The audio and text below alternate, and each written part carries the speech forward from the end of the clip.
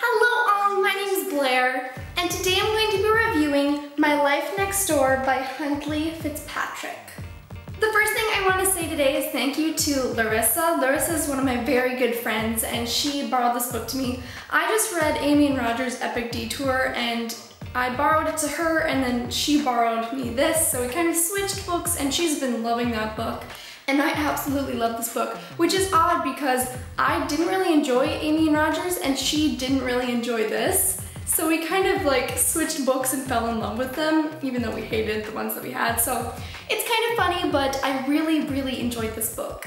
I give this book 5 out of 5 stars because it's my contemporary love story that I always fall in love with. So in my town this weekend, we have like a 3-day carnival thing, and I'm in the Western Days musical. It's called Western Days, and that means staying up till really late and then waking up really early for band camp because I'm in the parade for color guard, and like literally waking up at like 6:30 in the morning and then going to sleep at like 12 at night, and that's like every day of the week this week.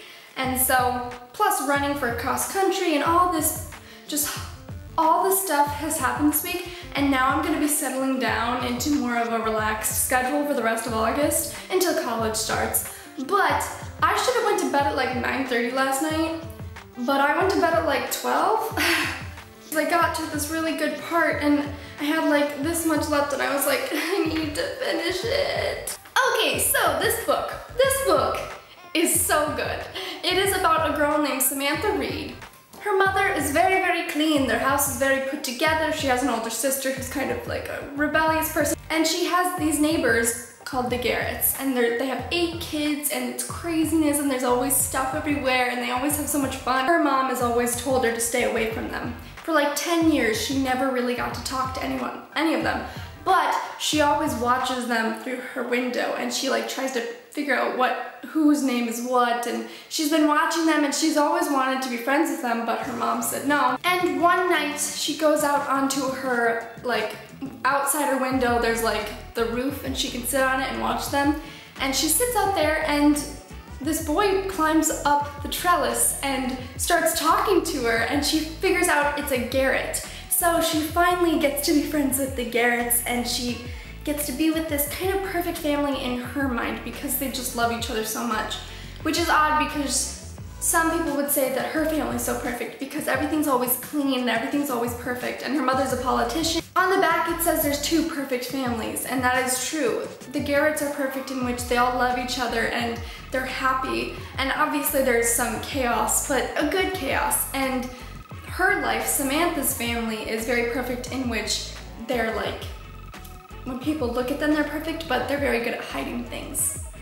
So that's why it's called My Life Next Door. It's her life. Yeah, it's really good if you like a contemporary read. This is definitely a book to read. It's been on my TBR for quite a while. I know that it's a contemporary and there'll be lovey-dovey stuff. I literally have been on just a contemporary binge. I've read so many contemporaries lately, and I love them. That's all I have to say about My Life Next Door. If you haven't read it, you really want to go read it. But now we're going to move on to spoilery, so if you haven't read it, then you want to leave because you don't want to get spoiled.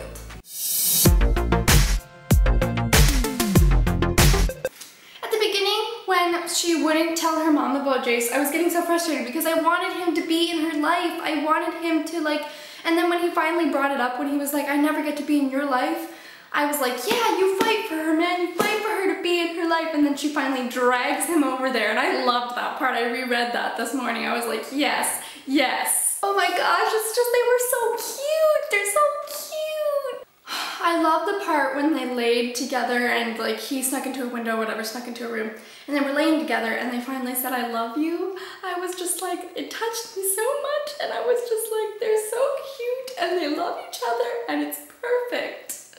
Oh my gosh, I knew that Tim wrote Nan's essays. I was like, yes, he actually is smart. He just got into the bad stuff. And I liked how in the end we kind of realized that Nan was kind of the bad one of the twins. Sam always had a connection with Tim, it's just she lost it when he got into drugs and stuff and kind of blew her off. But I feel like she always had a stronger connection with Tim, so I'm glad that he ended up really being good friends with her, and Nan completely blew her off because she's a crazy human being, and I don't like Nan. I always was on edge, and I didn't like her. Hated Clay. I hated Clay. Like, he needs to leave. He needs to get out of here. I loved how beautifully Huntley Fitzpatrick wrote the diddly-hoo scene. It was like, there's not too much information, but we get the gist, and like, we see that they love each other, and it was just, I think it was perfectly written. They were both virgins, and so I liked how we got to see that point of view, how they were helping each other and trusting each other to figure it out together, and I thought that was so cute. When Jace's dad got hurt, I was like, no! Bitch, no! Why does, like, so inconvenient. Everything was going so good. This always happens in contemporaries. Always happens. I felt so bad for her when she was so sad. I also reread this part, and I'm glad that Tim came up to her and talked to her.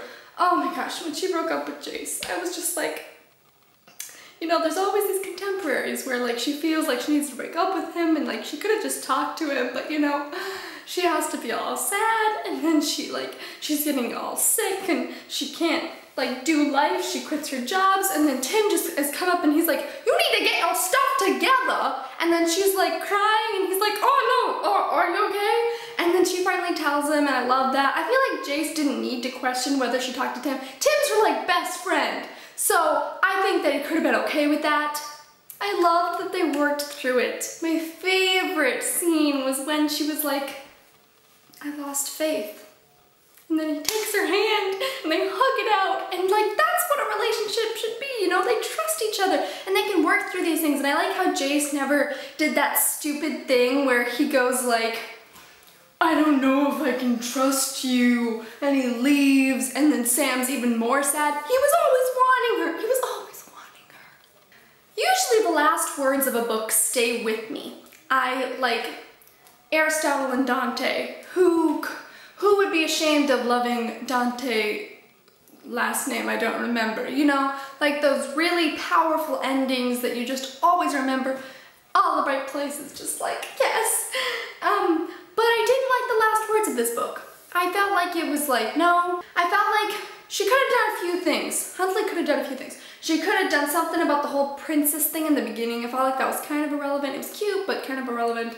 She could have brought that back, and they could have been on the roof or whatever. Or, like, I know that she put it in where she goes, my life next door, towards the end in like the second to last chapter, but I feel like she could have done that for the last words. So then, like, it all pulls together. If she would have been like Samantha's talking to Jace, and she's like, I loved my life next door, and she loves her life next door, you know, she's moving, it's gonna be sad. Like, I feel like that would have been more powerful.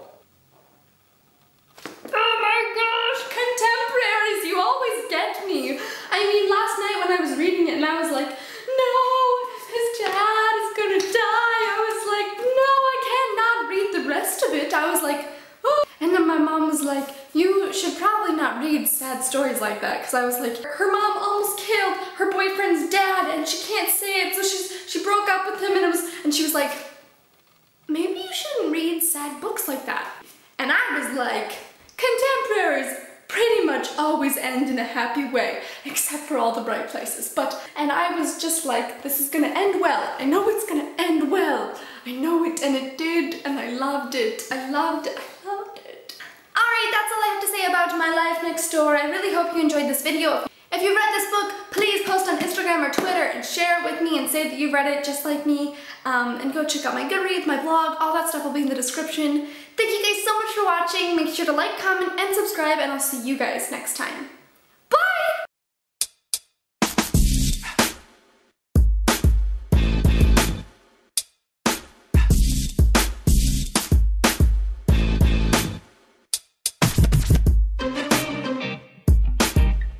Dude, I just thought that I didn't record all of that.